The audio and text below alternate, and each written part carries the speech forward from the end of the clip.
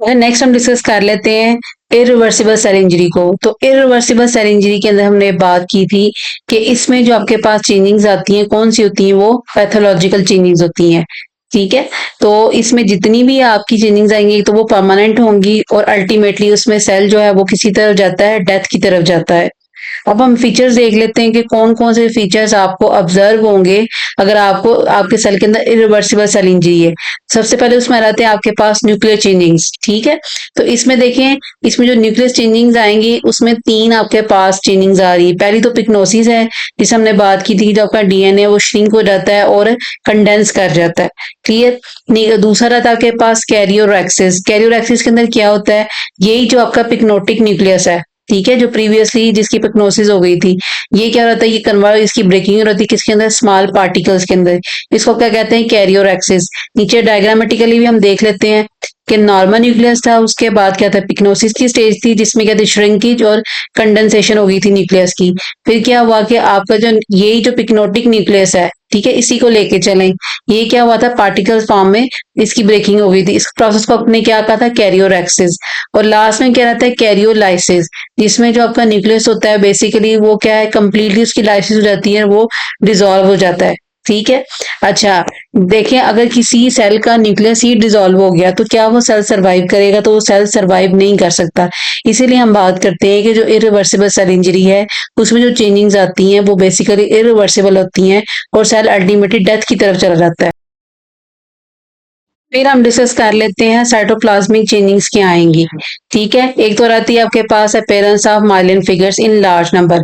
तो देखें, जो रिवर्सिबल सेल इंजरी थी उसमें भी हमने बात की थी कि माइलिन फिगर्स की अपेयरेंस होती है, लेकिन उसमें नंबर कम था। लेकिन इसमें क्या है, लार्ज नंबर में अपेयरेंस हो गया आपको पास माइलिन फिगर्स की। इसी तरह इसमें क्या है, इरिवर्सिबल डैमेज है आपके माइटोकॉन्ड्रिया को। ठीक है, और जो आपका प्लाज्मा मेम्ब्रेन का डैमेज है वो भी क्या है, एक्सटेंसिव है। इट मीन्स कि डैमेज जो है वो एक्सट्रीम लेवल का है। इसी तरह क्या होता है कि जो आपका माइटोकॉन्ड्रिया है बेसिकली उसमें भी क्या होगा, ज्यादा से ज्यादा आपके कैल्शियम का इन्फ्लक्स होगा एक्सट्रीम लेवल पे। ठीक है, इसी तरह क्योंकि आपकी मेम्ब्रेन की जो परमेबिलिटी है वो डिस्टर्ब हो रही है, जिसकी वजह से जितनी भी आपके सेल के अंदर जो इंपॉर्टेंट प्रोटीन्स होंगी, इंजाइम्स होंगे, वो सबका क्या हो जाएगा, लॉस हो जाएगा। क्लियर।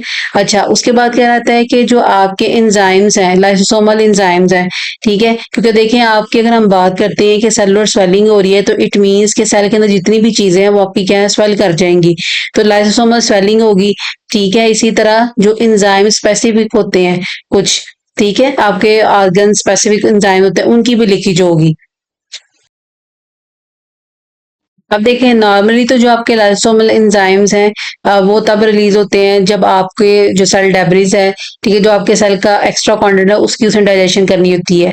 लेकिन जब आपके पास सेल इंजरी आती है तो ये जो लाइसोसोमल की मेम्ब्रेन है बेसिकली इधर से इसकी भी जो परमेबिलिटी होती है वो डिस्टर्ब होती है और एंजाइम्स की रहती है, लीकेज हो जाती है। जब एंजाइम की लीकेज होती है तो वो क्या करते हैं कि जो आपके साइटोप्लाज्म के अंदर आ जाते हैं और वहां पे आपके जितने भी सेलुलर कंपोनेंट्स होते हैं उसकी क्या कर देते हैं, डाइजेशन स्टार्ट कर देते हैं। इस प्रोसेस को हम क्या कहते हैं, ऑटोलाइसिस, यानी कि अपनी ही सेल की जो चीजें हैं उनकी बर्बादी स्टार्ट कर देना। ठीक है, तो ये अल्टीमेटली प्रोसेस किसकी वजह से आ रहा है, आपके पास सेल इंजरी की वजह से।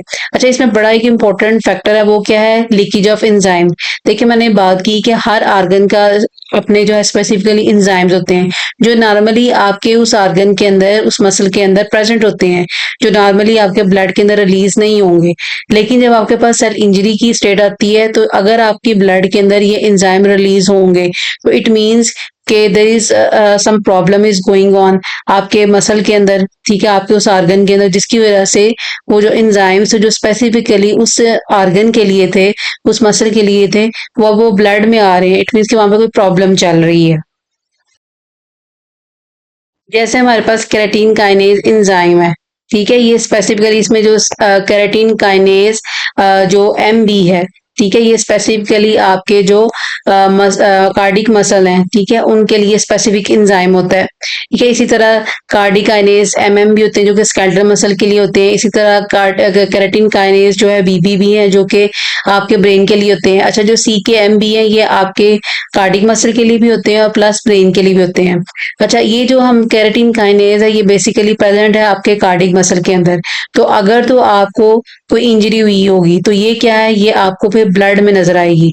ठीक है? तो जिसकी वज़ह से हम आइडेंटिफ़ाई कर सकते हैं कि इस पर्सन के जो हार्ट है उसके अंदर क्या प्रॉब्लम चल रही है।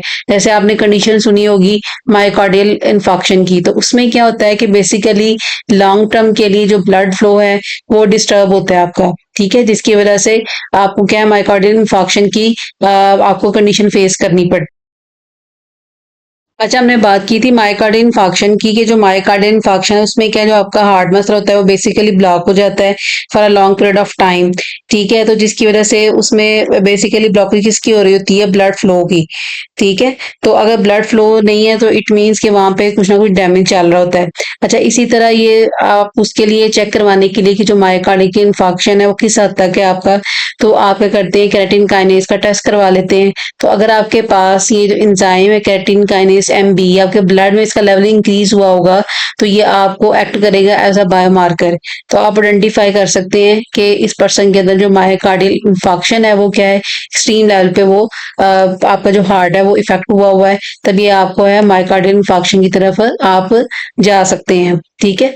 तो आप आसानी से जो है वो इस डिजीज को आप आइडेंटिफाई कर सकते हैं on the basis of keratin kinase. तो इस तरीके से जो सेल इंजरी है वो एक्ट करती है एज अ उसमें जो एंजाइम्स हैं अगर वो रिलीज होते हैं आपके जो ऑर्गन स्पेसिफिक हैं ठीक है या मसल स्पेसिफिक हैं तो वो एक गुड इंडिकेटर होते हैं आपकी इंजरी को आइडेंटिफाई करने के लिए।